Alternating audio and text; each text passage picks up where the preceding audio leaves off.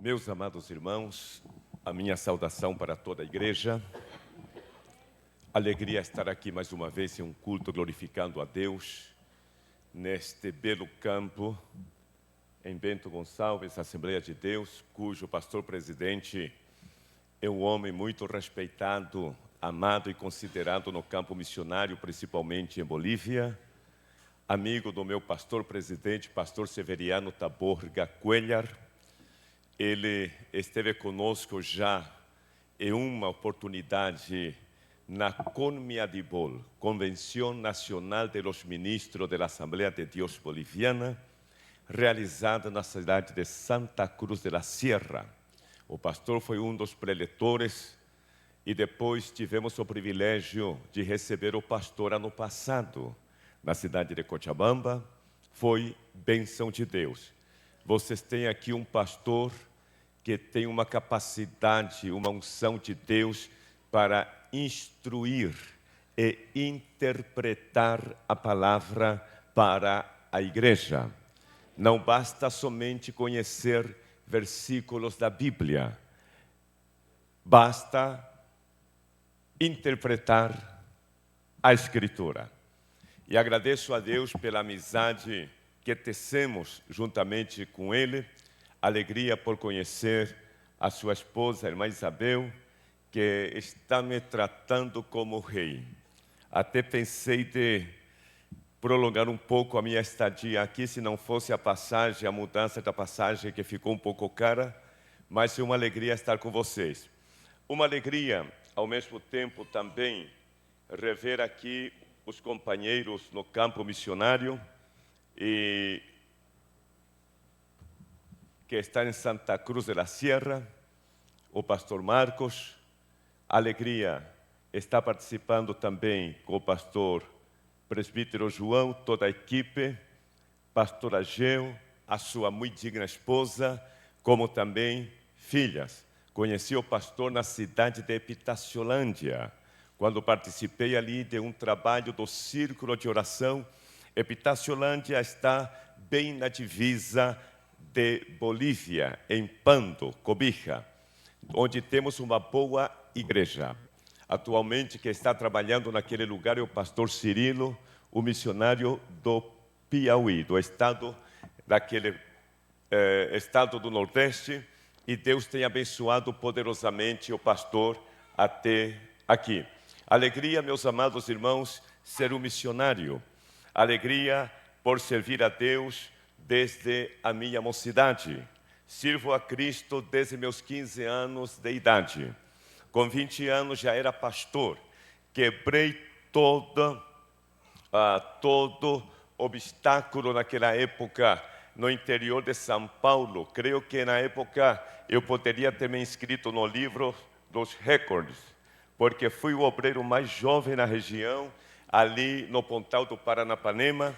Na época que não se consagrava meninos, era uma expressão bem carinhosa dos nossos pastores mais velhinhos. Mas Deus me abençoou de uma forma poderosamente. E sirvo a Cristo no ministério, vou para 38 anos. E 29 anos trabalhando no campo missionário ali na cidade de Cochabamba. Alegria porque não existe nada que possa substituir o gozo que Deus coloca em nosso coração ao ver as pessoas se convertendo a Cristo por meio da pregação do Evangelho. O reino de Deus, o trabalho missionário, a pregação do Evangelho fora do Brasil. O mérito não é somente do missionário ou dos missionários. O mérito não é somente da família que saíram. O mérito, em primeiro lugar, é de Deus. Diga comigo, a honra, a glória e o poder pertence a Deus. Em segundo lugar, o corpo ministerial da igreja. Porque quando não existe visão da liderança da igreja, a igreja não faz missão. Por isso que Deus coloca o ministério, Deus trata primeiramente com o ministério da igreja. A igreja recebe a orientação do ministério. Parabenizo esta igreja, este campo, porque vocês aqui têm um homem que tem uma visão missionária, que ama o trabalho missionário. Quando uma pessoa se converte a Cristo através do trabalho missional, essa obra é compartilhada por parte de Deus para o campo missionário, como também para a igreja que o enviou. Por isso glorifico a Deus, porque vocês entenderam sobre o ID de Jesus, sobre o envio missionário. Também quero saudar os nossos irmãos internautas.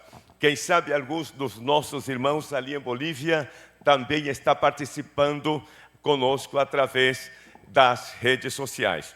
Agradeço a Deus porque Deus teve compaixão de mim, me chamou no ministério e até aqui Ele tem me abençoado.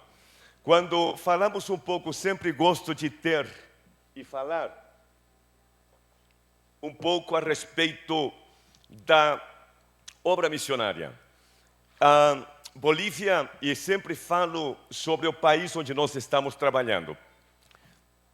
Bolívia é um país pluricultural, onde a cultura é bem diversificada.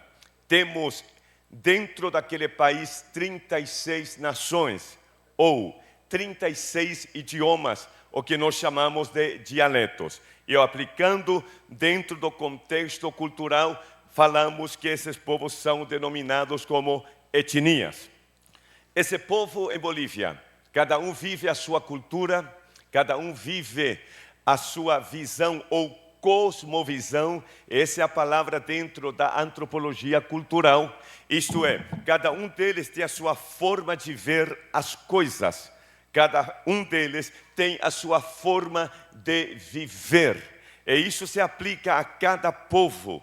Interessante, nós trabalhamos ali com o povo que se chama Yuracarés. Os Yuracarés são povos nômades.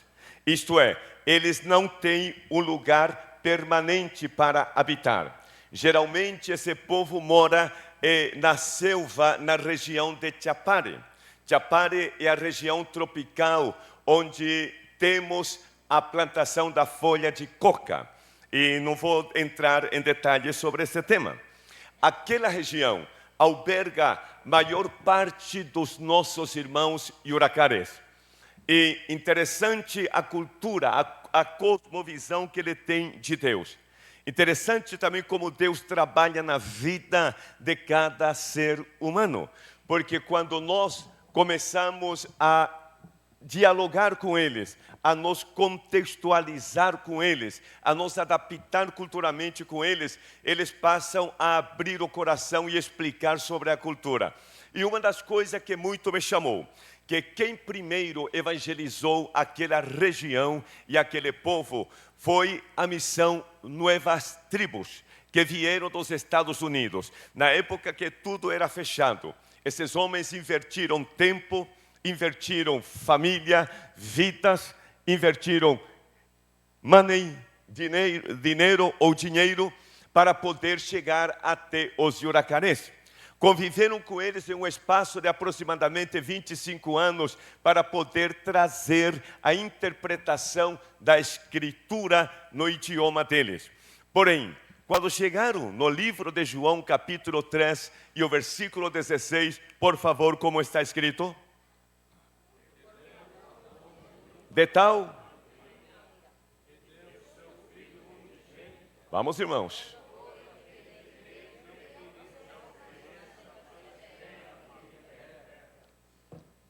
Ao chegar nesse versículo para a sua tradução, eles tiveram dificuldade, porque eles não entendiam a palavra Deus, e a palavra Filho de Deus, e a palavra amor. Eles não entendiam. Conviveram, o tradutor do Novo Testamento conviveu com eles em um período de 25 anos.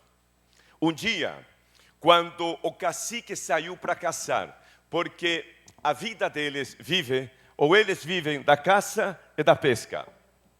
E quando saiu para caçar, encontrou uma onça. E quando o cacique olhou a onça, chamou o missionário e falou assim para ele: "Eu não sou Deus. Para nós, Deus é a onça." Ouça, parece loucura, mas não é. Aí o missionário olhou, foi para traduzir novamente João 3,16. E ele se conscientizou e traduziu em iuracarês a palavra de João 3,16. Porque de tal maneira a onça amou o mundo, que deu o seu filho a oncinha, para que todo aquele que nele crê não pereça, mas tenha a vida eterna. Para nós é ridículo, para nós é uma loucura, mas é a forma que ele usou para que eles entendessem como foi tão grande o amor de Deus. Hoje, maior parte dos iuracarês, nós temos aproximadamente 9 a 10 congregações naquela região. O segundo ponto que gostaria de frisar com relação à cultura e à cosmovisão dos iuracarês. Quando perguntaram a eles por que eles não tinham um lugar permanente para ficar. E o cacique se levanta e disse: "Nós não passamos mais de 2 ou 5 anos no mesmo lugar, porque nós estamos à procura da cidade celestial." E eles não são crentes. Como eles sabem que existe uma cidade celestial? Diga comigo: é a marca de Deus na alma, no âmago do ser humano. Quanto pode levantar a sua mão e glorificar a Cristo? Essa riqueza cultural a gente descobre quando trabalhamos com eles. Amém? Quanto diz amém? E isso nos traz grande alegria. Interessante também um pouquinho sobre a cultura quechua. O Império Incaico foi o maior império em toda a América Latina. Os incas conquistaram, e há história comprovado de que também estiveram no Amazonas, norte do Brasil, na Argentina e outras partes da América Latina. Interessante a cultura desse povo. E eles tinham 3 palavras que dentro da cultura deles, eles aplicam a palavra trilogia. E essas palavras era a saudação do Império Inca. E que até hoje predomina, porém, devido à mudança da cultura em algumas partes, pararam de usar essa expressão. Mas está gravado na história dos quechuistas. Quando eles se encontravam de manhã, tarde e noite, a gente se saúda, bom dia. Os crentes dizem a paz do Senhor. Mas quando eles se encontravam, eles usavam essas 3 palavras: amassua, amalhulha e amaquelha. A primeira palavra, amassua, significa não seja ladrão. A segunda palavra, amalhulha, significa não seja mentiroso. E a terceira palavra significa não seja preguiçoso. Parece uns versículos que eles criaram da própria Bíblia. Porque essas 3 palavras a Bíblia nos ensina como princípio. Olha para a pessoa que está ao teu lado e diga: são princípios da Bíblia. Mais uma vez, são princípios da Bíblia. Esses princípios foram aplicados como valores daquele povo. Então, quando observamos um pouco sobre a riqueza cultural, é algo extraordinária. Porém, nessa noite, meus amados e queridos irmãos, eu gostaria de transmitir brevemente uma mensagem da parte de Deus. Ontem falamos um pouco sobre o envio do missionário Jesus, a humanização de Jesus, a contextualização de Jesus como homem para poder transmitir a mensagem salvadora de Deus para a humanidade.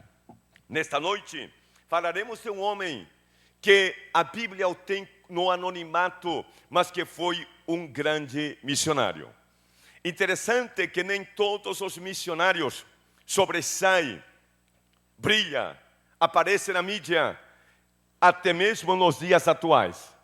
Temos vários missionários que têm feito trabalhos extraordinários, porém não são conhecidos, porque são pessoas chamadas por Deus para realizar uma obra e eles se involucraram no trabalho a ponto de se esquecer de si mesmo. E um desses missionários da Bíblia é justamente o que nós vamos falar sobre ele. Abramos a nossa Bíblia no livro, o segundo livro dos Reis, no capítulo 4. Segundo livro dos Reis, capítulo 4. O cronista relata uma palavra muito importante com relação à história desse capítulo. E trata de uma família missionária que tem feito o trabalho e a vontade de Deus. E diz o texto dessa forma: é uma mulher, das mulheres dos filhos dos profetas, diga comigo, é uma mulher, das mulheres dos filhos dos profetas, clamou a Eliseu dizendo: meu marido, teu servo, morreu. Diga comigo, morreu. E tu sabes que o teu servo temia ao Senhor. E venho o credor a levar-me os meus filhos para serem escravos. Eliseu lhe disse: que te hei de fazer eu? Declara-me o que tens em casa. E ela disse: a tua serva não tem nada, diga nada, em casa senão uma botija de azeite. Então disse ele: vai, pede para ti vasos emprestados a todos os teus vizinhos, vasos vazios não poucos. Então entra, fecha a porta sobre ti e sobre teus filhos, e deita o azeite em todos aqueles vasos, e põe a parte para o que estiver cheio. Partiu, pois, dele, e fechou a porta sobre si, sobre seus filhos. Eles lhes traziam os vasos, e ela os enchia. Quanto podem dizer amém? Amém. Amados irmãos, interessante o texto que Esdras escreve nesse capítulo, relatando como testemunho uma história de sublime importância para a igreja nos dias atuais. Não vamos falar somente do milagre, consequência da obra missionária, mas falaremos a decisão que esta família tomou para servir a Deus, obedecendo os princípios de Deus e obedecendo a palavra de Deus. Quando examinamos a Escritura, é bom interpretar o texto para que entendamos quem era este rapaz. Segundo, a sua família. Não era uma família tão pequena. Alguns historiadores ou escritores afirmam que ele tinha aproximadamente 4 meninos ou filhos. Porque quando ela foi para falar com o profeta, que vieram os credores para levar meus filhos. E geralmente, quando vinham os credores para tomar os filhos, é porque havia uma dívida que não foi paga. Porém, permita-me explicar primeiramente o que significa filho dos profetas. Encontramos que muitos pastores pregaram, até mesmo eu já preguei, já ouvi pastor pregar sobre esse tema, chamando o marido desta senhora que havia morto de irresponsável por deixar dívida para uma família. Razão pelo qual muitos pastores dizem: tem que fazer alguma coisa pela sua família. Tem lógica, é verdade. Porém, esse rapaz não é ou não era irresponsável por haver deixado uma dívida. E quando observamos, segundo, ele não era profeta. Diga comigo, não era profeta. O texto diz que ele era filho de um profeta. O seu pai era profeta. O seu pai era pastor. O seu pai era o líder de uma organização espiritual naquela época. Pero por que o escritor deu tanta importância se este homem não exercia nenhuma função dentro do ministério profético e dos profetas naquela oportunidade? Primeiro, ele quis ensinar-nos como Deus pode trabalhar. Existem pessoas que de fato foi chamado por Deus para ocupar o ministério. Diga, para ocupar o ministério. Mais uma vez, chamado para o púlpito, chamado para presidir, chamado para pastorear. Porém, esse rapaz não foi chamado. Quando observamos um pouco a escritura, desde o livro de Números, desde o livro de Êxodo, de Levítico, de Números, notamos que Deus sempre teve a preocupação de que dentro do ministério sacerdotal eles tivessem sucessão ministerial dentro da família. Isso aconteceu com Arão. Quando Deus chamou Moisés, Deus determinou que ele levasse consigo o seu irmão chamado Arão. E sabe o que diz a Escritura? Deus, lá no livro de Êxodo, disse para Moisés, porque Moisés recusou o chamado de Deus. Ele disse, eu não tenho capacidade, não posso me expressar muito bem. É raro a expressão que este homem usou para Deus.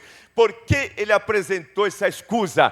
Porque ele era um homem criminoso, um criminal, que havia matado lá na terra do Egito.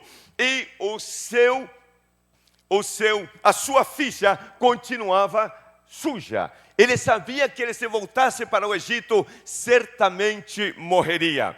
Aí Deus disse, não, eu quero que você vá. Moisés disse, Senhor, não vou. Envia por aquele a quem tu has de enviar, a pessoa que tu vai usar. Tem pessoas melhores do que eu, e quem sabe até mesmo meu irmão Arão.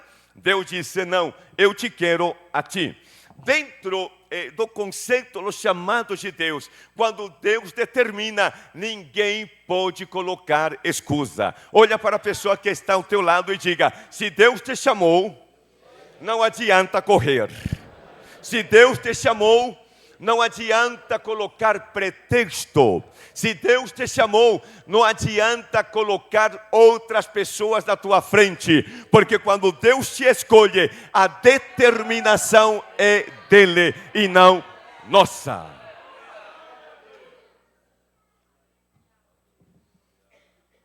Deus cedeu o desejo de Moisés. Não trocou a sua chamada. Então Deus disse para Moisés, então vai contigo o teu irmão Arão. Arão é eloquente. Moisés disse, eu não sou eloquente, não sou um bom pregador, não sei me expressar. Porém, lá no livro de Atos, no capítulo 7, quando Estevão fez a sua pregação para aquela multidão no dia da sua morte, ele menciona Moisés e fala sobre Moisés. E ele disse que Moisés foi instruído em toda a ciência dos egípcios. Era um homem capacitado, intelectual, era um cientista, formado na universidade ali no Egito. Um homem, um catedrático da universidade, um homem capaz. Porém, ele não quis aceitar a obra e o chamado de Deus. Deus mandou, e há uma palavra muito importante que Deus falou para Moisés. Eu vou te colocar como Deus sobre teu irmão. Deus no sentido de autoridade, com D minúscula. O homem não pode considerar-se Deus. Porém, eu falarei contigo, o meu compromisso é contigo. Olha para a pessoa que está ao teu lado e diga, o compromisso de Deus é com você. eu vou falar contigo, eu vou me manifestar a ti, eu vou me revelar a ti. Porém, tu falarás para Arão, e ele vai ser o seu intérprete. Ele vai pregar para Faraó. Levante a tua mão e diga: com Deus ninguém pode. Se você crê nessa palavra, dê um brado de glória em nome de Jesus. Aleluia, aleluia, aleluia. A sucessão começa ali. Os filhos de Arão passaram a exercer o ministério junto com seu pai. Filhos de profeta. Isso fala que Deus sempre se preocupou dentro da sucessão ministerial. Feliz os obreiros, os pastores, que têm os seus filhos que amam o ministério, que se dedica no ministério, que faz a obra dentro do ministério. A igreja não pode ignorar essa atitude bíblica dentro do ministério. Quando olhamos um pouco sobre a família de Jesus, Jesus era o primogênito entre seus irmãos. Jesus tinha 4 irmãos. Diga comigo, 4 irmãos. Outra vez, 4 irmãos. Como se chamavam os irmãos de Jesus? Diga comigo, Judas, Simão. E os outros? Tiago. Quantos irmãos Jesus tinha? 4. Sabe quem foram os pastores em Jerusalém depois do Pentecoste? Muitos pregam que Pedro era o pastor da igreja de Jerusalém. Diga, Quando Jesus morreu, o Espírito Santo veio sobre a igreja. Primeiro, nenhum dos seus irmãos criam nele. Antes da morte de Jesus, os seus irmãos eram incrédulos. Não criam nele. Quando Jesus morreu e ressuscitou, os seus irmãos se converteram. E a história da família de Jesus começa no capítulo 1 do livro de Atos.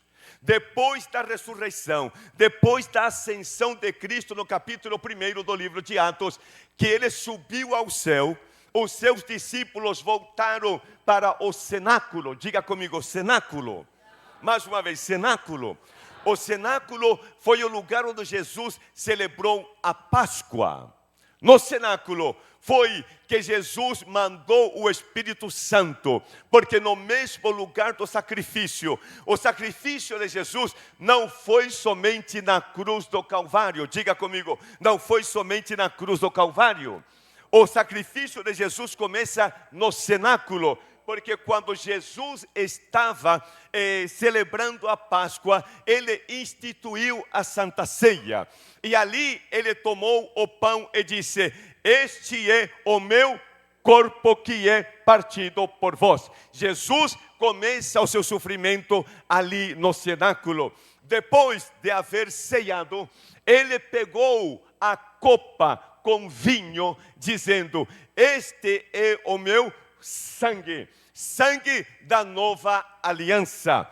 E quando Jesus ressuscitou, os discípulos estavam orando no cenáculo.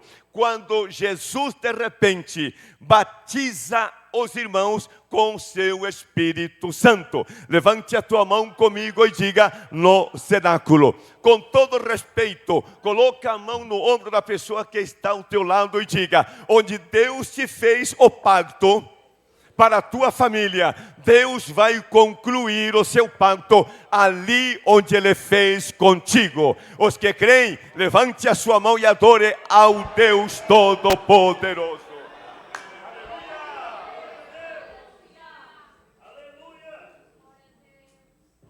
Aleluia, aleluia, aleluia, aleluia. Ali começa, quando precisaram de um pastor em Jerusalém. Interessante como Paulo relata a história da ressurreição e da aparição de Jesus para os seus discípulos. No capítulo 15, Paulo faz um relato. E ele disse que Jesus primeiramente apareceu aproximadamente para 500 irmãos. E Paulo disse, dos quais muitos ainda vivem. Depois Paulo disse, depois apareceu para os seus discípulos, apareceu para Cefas. Depois apareceu para Tiago ou Jacobo. Jacobo ou Tiago é o mesmo nome do irmão de Jesus. E quando ele apareceu para o seu irmão, escute, Deus valoriza a família. Olha para a pessoa que está ao teu lado e diga: Deus valoriza a família. Ele apareceu para o seu irmão. E quando ele apareceu para Tiago, Tiago se converte a Cristo. Escreve a sua epístola. Mas ele nunca escreveu dizendo: Tiago, irmão do Senhor. Ele disse: Tiago, servo de Jesus. Olha para a pessoa que está ao teu lado e diga: Jesus é o nosso irmão, mas também Ele é nosso Senhor. Ele é o dono da igreja, Ele é o dono da obra.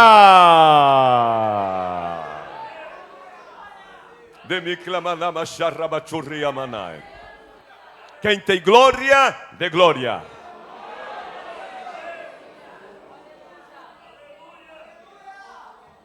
Quem tem glória, dê glória. Diga comigo: sucessão. Agora vem a história desta família. Filhos dos profetas. Mas como saiu ou surgiu essa expressão? A palavra profeta no hebraico é Nevi, ou Nevi. E essa palavra do original significa a boca de Deus.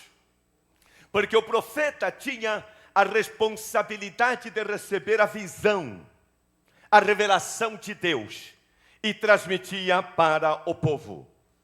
Mas como começou o movimento dos filhos dos profetas? Começou com Samuel. A primeira vez que encontramos na Escritura é lá no capítulo 10 do livro do profeta Samuel.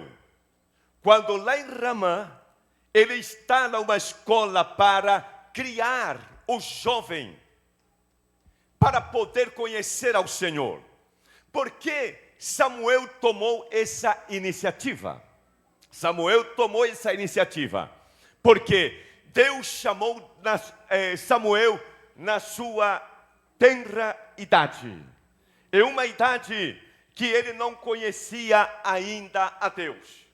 Por que Deus se revelou para uma criança?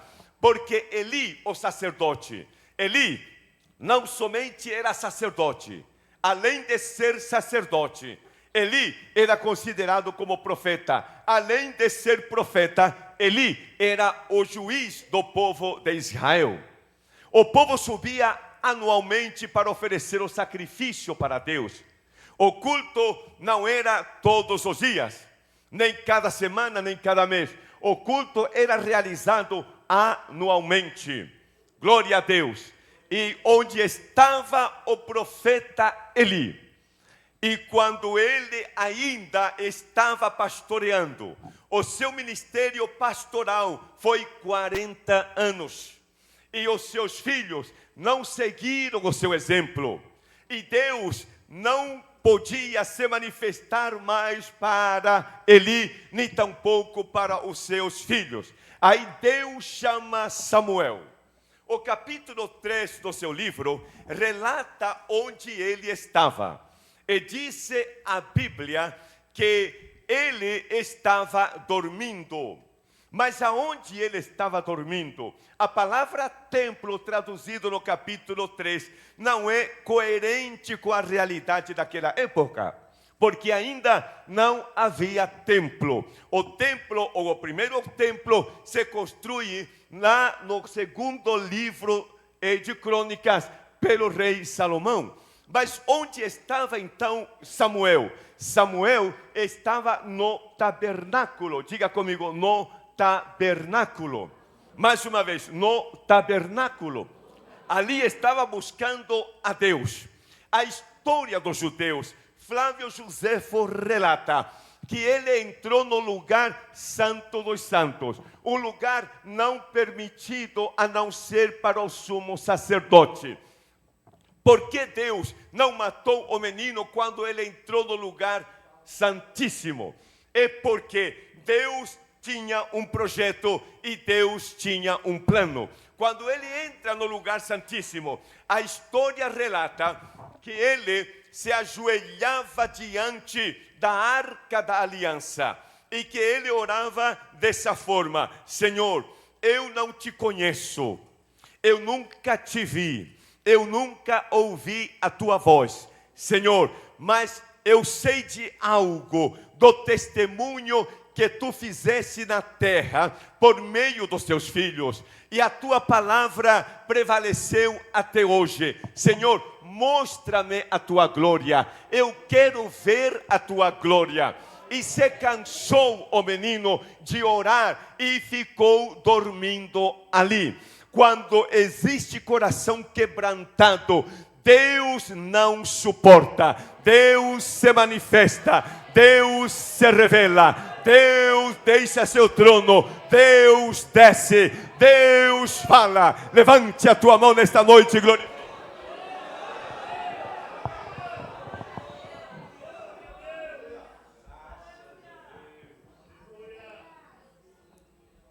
Glória a Deus. O texto no capítulo 3 me chama a atenção a forma que ele mesmo escreveu. E ele disse que naqueles dias não havia visão manifesta. Não havia revelação de Deus. Imaginam, senhores, chega no culto para ouvir a voz de Deus. Não há palavra. Não há revelação. Não há manifestação do Espírito Santo. Com todo respeito, desculpe a minha expressão, e muitos de nós falamos: que culto mais chato. E tem razão. Imagina a multidão de pessoas que chegavam ali para cultuar. Não havia visão. A palavra de Deus era de muita valia naquela época. Tinha uma preciosidade. Não havia pregação da palavra. Aí Deus se manifestou, chamou Samuel, levanta aquele menino. Quando ele cresceu e exercia seu ministério profético, ele se preocupou em dar seguimento para que não houvesse mais esse espaço, essa falta da revelação de Deus, como ele passou quando era criança. Ele cria a escola dos filhos dos profetas. Existem duas interpretações teológicas. Primeiro, se crê textualmente, literalmente, que os filhos dos profetas eram filhos daqueles que eram pastores, profetas, chamados para o ministério. O segundo conceito é que os moços que tinham chamada de Deus na sua vida iam ali e chamavam os profetas de pai, assim como chamou Eliseu o profeta Elias. Porém, vamos usar as duas expressões. Tanto que os profetas enviavam seus filhos para ser educados dentro da palavra. Na escola dos filhos dos profetas aconteciam milagros miraculosos, algo extraordinário, algo sublime. E onde estava localizado a escola para os filhos dos profetas? Diga comigo: em Gilgal. Outra vez, Gilgal. Outra vez, Gilgal. Mais uma vez, Gilgal. Segundo, onde estava localizado a escola? Diga comigo: Betel. Mais uma vez, Betel. Outra vez, Betel. Levante a tua mão e glorifique a Deus. E terceiro, Jericó. Conhecemos a história, não há necessidade que façamos referência concernente a esses lugares, porque o lugar onde Deus estava com eles, nas três cidades onde os filhos dos profetas estavam, Deus se fez presente e operou milagres em nome de Jesus. Porém, este rapaz é diferente.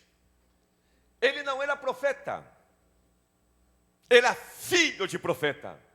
Seu papai era profeta.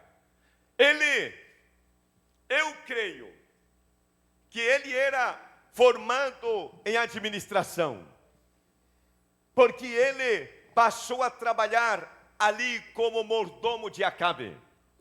Esse rapaz apoiava o rei.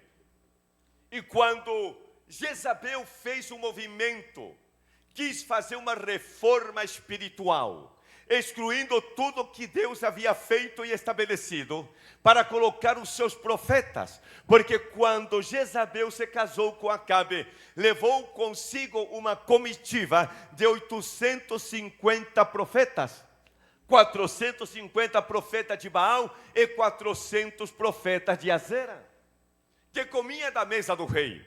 Porém, para ela instituir a sua missão maligna, maléfica, ela teve que fazer uma coisa: desestruturar a liturgia dos cultos que Deus havia estabelecido para o povo de Israel.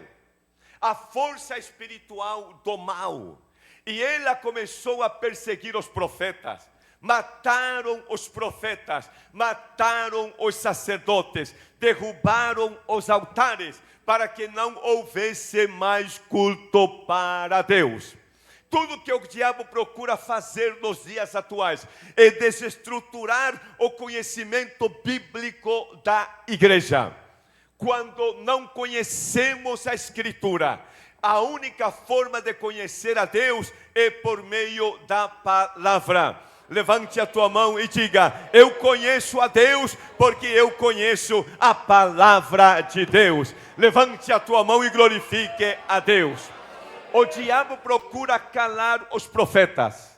O diabo procura calar aqueles que pregam a palavra. O diabo procura calar aqueles que trazem a interpretação positiva do texto lido e transmite para a igreja. Vivemos uma época onde mais de 80% das mensagens pregadas no púlpito é mais motivacional. É para encher o ego das pessoas. Diga comigo, isso não é de Deus.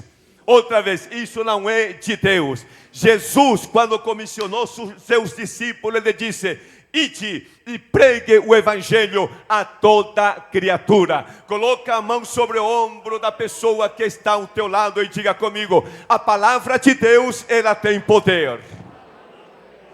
A palavra de Deus cura. A palavra de Deus revela. A palavra de Deus renova. A palavra de Deus levanta, a palavra de Deus fortalece, a palavra de Deus é vida. Os que creem, adore aquele que vive e reina para todos sempre. Aleluia. Paulo disse para a igreja de Roma, Romanos capítulo 1, versículo 16: não me envergonho do evangelho de Cristo, pois é poder. Não há necessidade de inventar história, usar métodos. A palavra em si é autoridade de Deus, é poder de Deus, é poder de Deus, é poder de Deus, é poder de Deus. Aleluia! Quem tem glória, dê glória. Quem tem glória, dê glória. Quem tem aleluia, dê aleluia. Glória a Deus.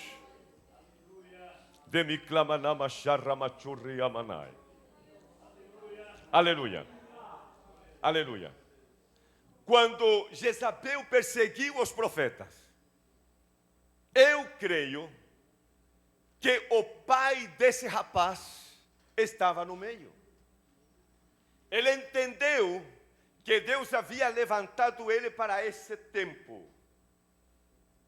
Deus levanta pessoas para tempo determinado. Escute, se Deus te abençoou financeiramente, não é para você se mostrar, é porque Deus te levantou para um propósito. E esse propósito é que você venha apoiar a obra de Deus. Quando houve a escassez, porque o profeta Elias, no capítulo 17, profetizou que não haveria chuva por 3 anos e 6 meses, senão segundo o poder da palavra na boca do profeta. Não havia chuva. Começou a fome. Porém, não faltava comida na mesa de Jezabel e de Acabe para os 850 profetas de Baal e de Azera.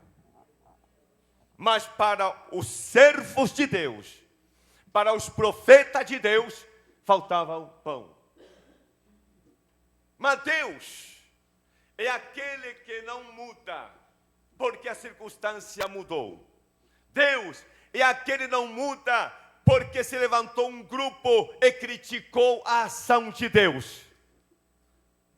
Sabe o que Deus disse através da boca do profeta Isaías? A minha mão não está encolhida, para que eu não venha vos abençoar.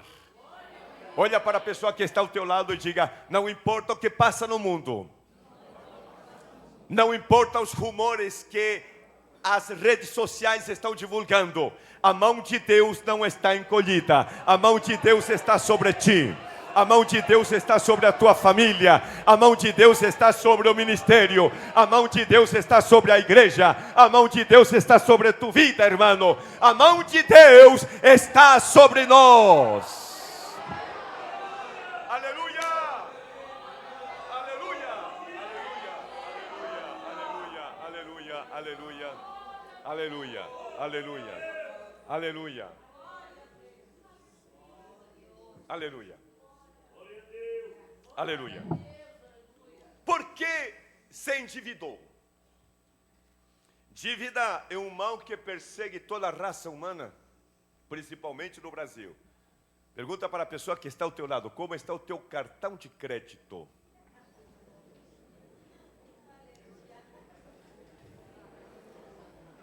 Gastamos mais do que ganhamos.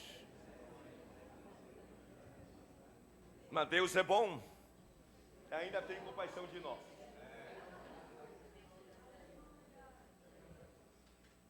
Imagina a vida dos missionários, então.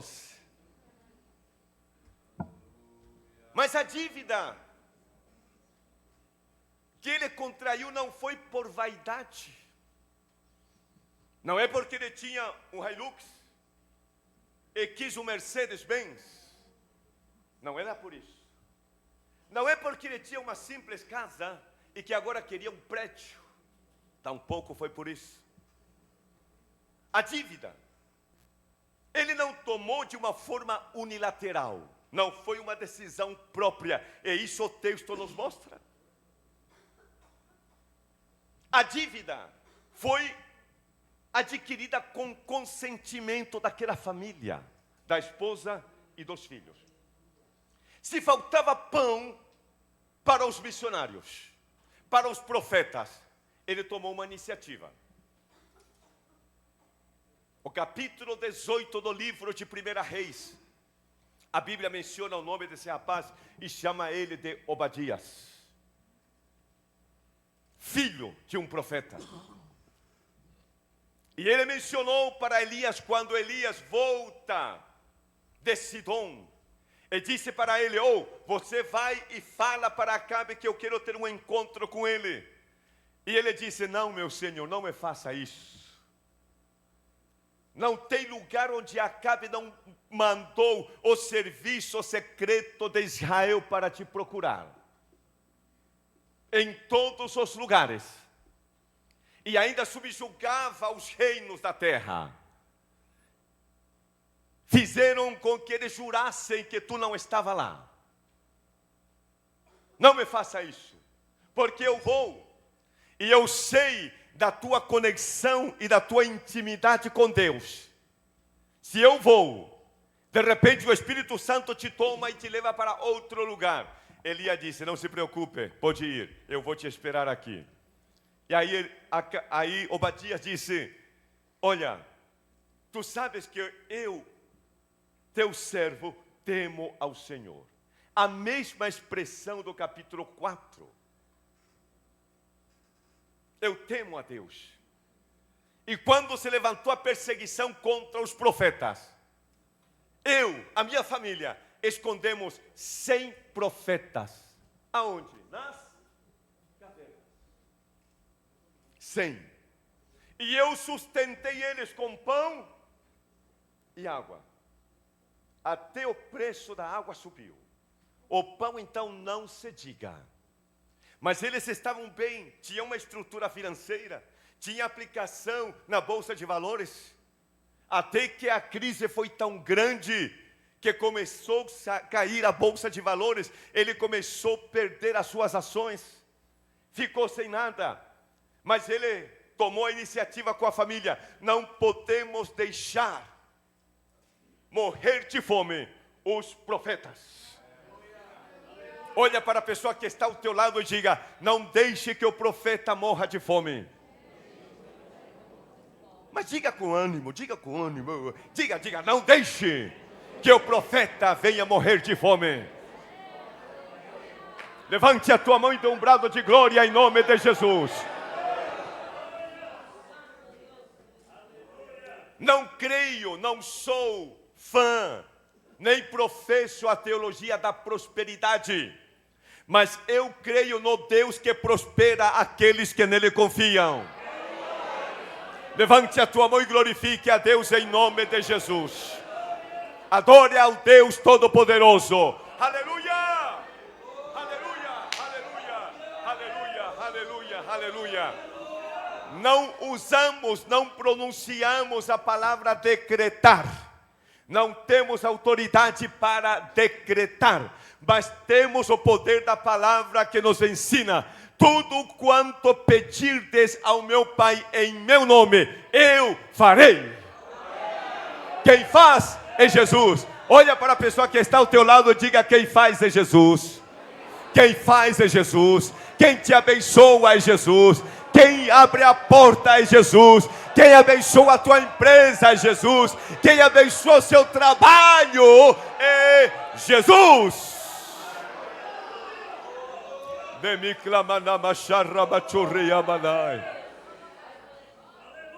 Aleluia! Aleluia! Aleluia! Glória a Deus! Tudo quanto você faz, Deus prospera e vai prosperar. Onde você colocar as mãos, haverá prosperidade. Glória a Deus. Você sabe que profeta come. Pastor come que uma beleza. É o ministério de Jesus. Você sempre vai encontrar na Bíblia Jesus comendo. E como Ele nos chamou para estar com Ele, aprendemos dele.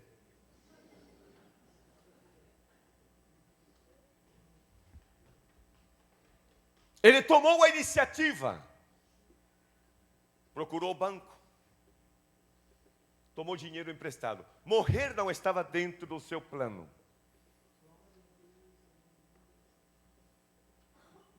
Mas estava dentro do plano de Deus. Porque Deus levou aquele rapaz, ainda tão jovem, para deixar exemplo para a sua igreja nos dias atuais. Segundo, para mostrar a sua soberania e o seu poder. Terceiro, para mostrar que Ele é o Deus que tem cuidado na vida dos seus filhos. Não era a primeira vez que os credores estavam vindo, ou tinham vindo. Antes já tinha vindo. Na primeira vinda, eles não pagaram. Aqueles meninos, a crise estava feia. Vieram os credores.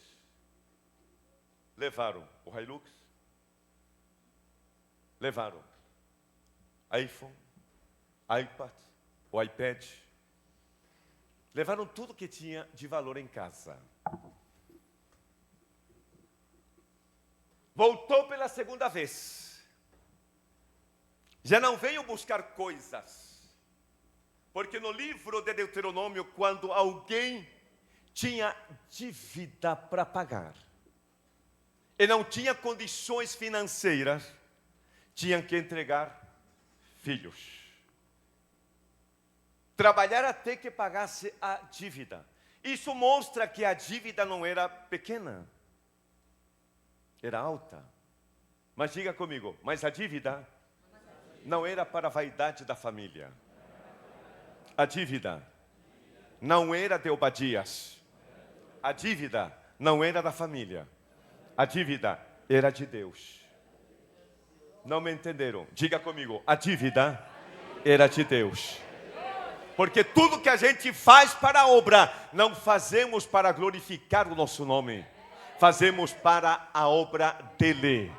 E tudo que nós fizermos para a obra dele, ele se responsabiliza e entende. Não se preocupe, agora o negócio é comigo. Levante a tua mão e glorifique a Deus. Quem tem aleluia, dê aleluia. Os que são batizados com o Espírito Santo, falem em línguas estranhas em nome de Jesus. Aleluia, aleluia, aleluia, aleluia, aleluia, aleluia, aleluia, aleluia. Glória a Deus.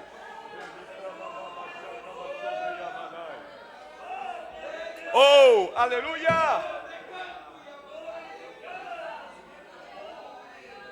Aleluia, aleluia.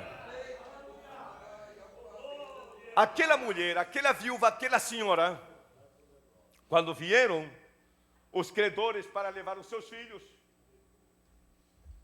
ela disse, perdeu o carro, não tem problema. O iPad faz falta, mas não tem problema. O iPhone me ajudava para conversar, mas não tem problema. Agora, meus filhos não. Aí eu não aceito. Eu vou entrar. Eu vou agir. Para quem aquela senhora foi procurar, ou com quem foi procurar ajuda? Eliseu. Eliseu já havia assumido a responsabilidade pastoral de Israel. Elias já tinha sido arrebatado. Porém, gostaria de revelar algo para vocês. Esse meu rapaz, esse filho de profeta, deixou um legado em todo Israel. Não tinha título ministerial, mas tinha história. E eu quero falar algo para a tua vida nesta noite. A história que Deus te deu, a história que você escreveu, ninguém apaga. Ninguém apaga. Deus respeita a história dos seus filhos.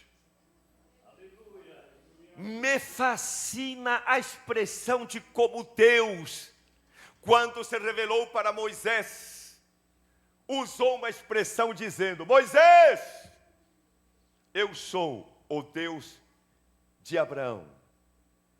Eu sou o Deus de Isaac. Eu sou o Deus de Jacó. Em outra palavra, eu estou te chamando. Não é para você querer ser melhor que eles. Eles fizeram história e eu assinei embaixo.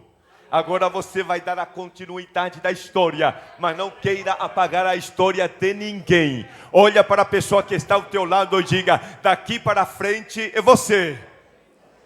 Os outros fizeram história e essa história permanece porque Deus foi que fez história através de muitos. Levante a tua mão e glorifique a Deus. Aleluia!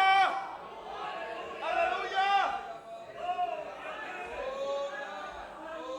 Oh, aleluia, aleluia, aleluia, aleluia, aleluia, aleluia, aleluia. Deniklamanama sharabachuri amalai.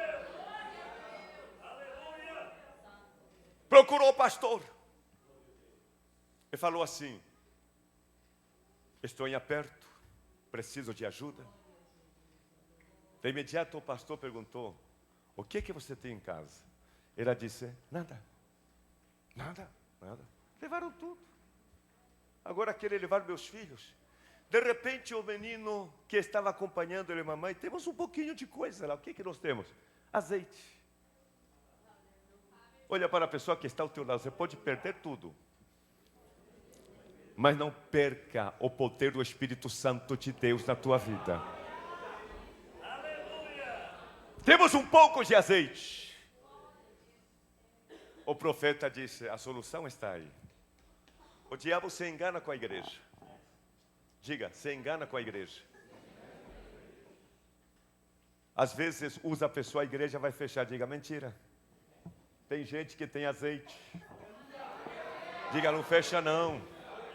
O poder do Espírito Santo de Deus está aqui. Agora, coloca a mão no teu peito e diga: o poder do Espírito Santo de Deus está em mim. Eu sou templo do Espírito de Deus. Sinta o poder do Espírito Santo de Deus na tua vida. Os irmãos internautas, sintam o poder de Deus.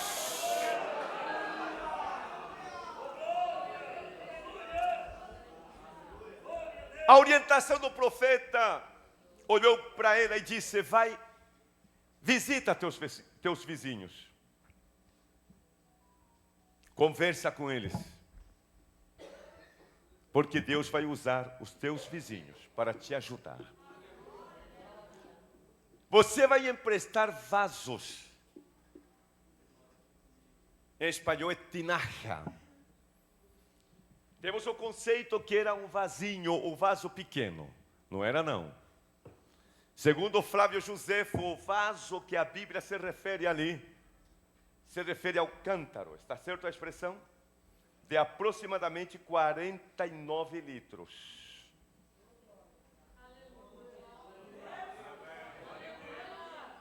E o profeta falou: não tome poucos não, porque a bênção é grande. Porque aquele que fez compromisso com a obra de manter missionário, de manter os profetas, Deus dá recompensa. Ela foi com seus filhos, visitou a família, visitou os parentes, visitou os vizinhos e levaram. E tem o segundo segredo. O milagre ia acontecer dentro do quarto da casa. Diga para a pessoa que está ao teu lado: o milagre vai acontecer aqui. Não precisa você sair daqui para... Não. Tenho que ir para o Rio de Janeiro. Diga, Deus não faz isso. O milagre está aqui. A bênção de Deus está aqui para a tua vida. Deus vai te levantar aqui. Deus vai te fortalecer aqui. Deus vai te ajudar aqui. Deus vai te dar a empresa aqui. Deus vai prosperar aqui. Se você crê, levante a tua mão e glorifique a Deus. Entra no quarto, fecha a casa, a porta. Ela entrou, fechou. Manipular, carregar a tinaja ou o vaso de 49 litros, não é fácil. Mas ela tinha um pouco de azeite. Colocaram lá. E quem sabe oraram em nome de Jesus. Se fosse a Assembleia de Deus, a mulher falava: em nome de Jesus, Senhor, repreendo toda a força do inimigo. Aleluia!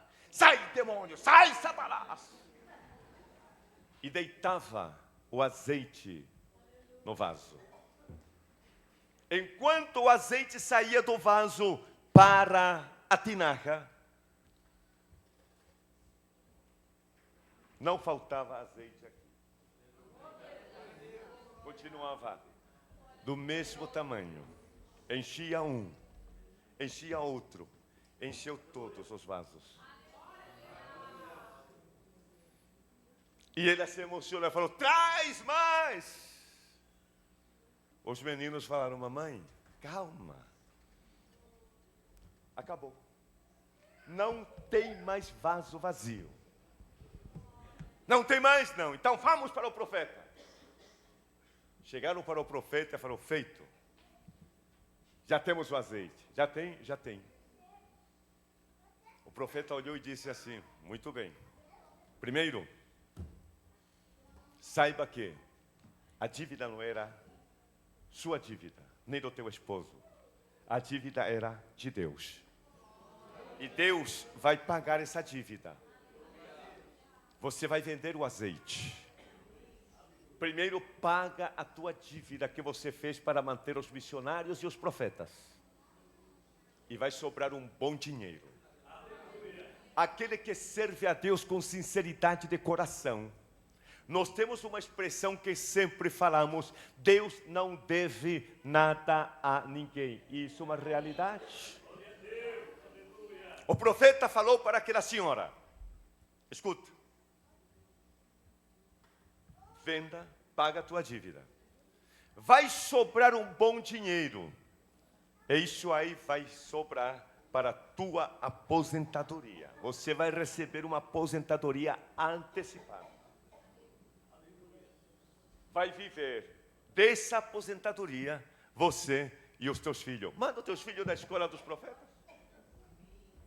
Manda teus filhos para o campo missionário, não tem problema. Deus vai cuidar. E sabe o que diz a Escritura? Que o azeite acabou. Amém? Parou. Diga, parou. Não acabou.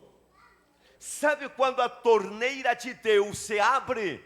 Quando nós continuamos fazendo a mesma ação daquela família. Não vai parar, pastor. Não vai diminuir. Porque Deus está aqui. A torneira de Deus está aberta sobre esta igreja. Vamos nos colocar de pé, por favor. Obadias, o missionário.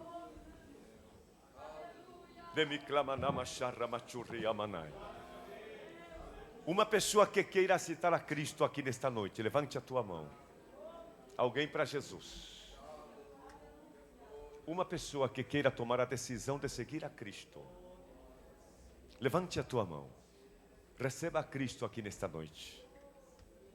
Alguém que sente de Deus no seu coração para aceitar o desafio missionário, vem aqui na frente, vou orar por você. Venha. Um jovem. Pastor, eu tenho meus projetos. Eu tive. Quase cheguei a ser profissional no futebol. Mas Jesus falou: não, eu te quero para outras coisas.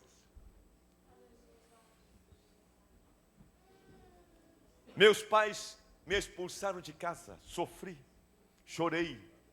Não tive o abraço de mamãe nem de papai na adolescência.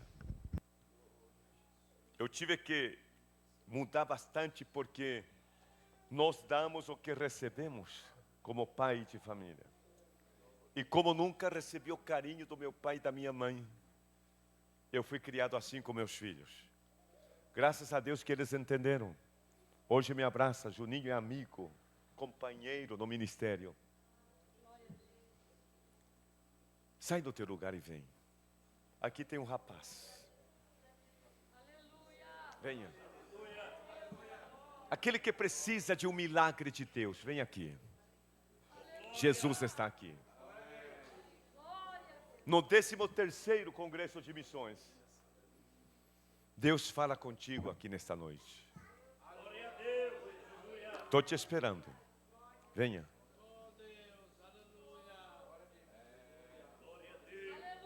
Venha. Vou pedir a alguém para orar por esse irmão. Por favor. Pode orar por ele, meu irmão? Ah, já desceu o pastor. Levante a tua mão comigo. Levante a tua mão. Diga para a pessoa que está ao teu lado: não vai faltar azeite. Não faltará a providência de Deus.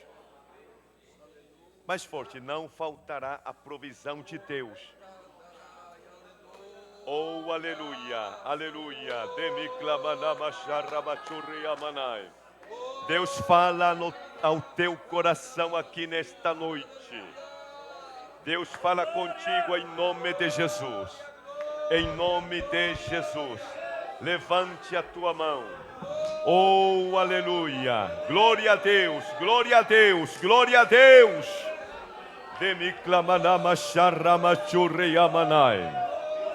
Aleluia, aleluia, aleluia, Senhor, aleluia, aleluia. Abençoa, meu Deus, em nome de Jesus. Entra com providência, Pai. Em nome de Jesus Cristo, te louvamos e te glorificamos, Senhor. Aleluia! Oh, aleluia, aleluia, aleluia. Glória a Deus, glória a Deus, glória a Deus. Oh, aleluia, aleluia, aleluia, aleluia, aleluia. Glória a Deus. Aleluia! Aleluia!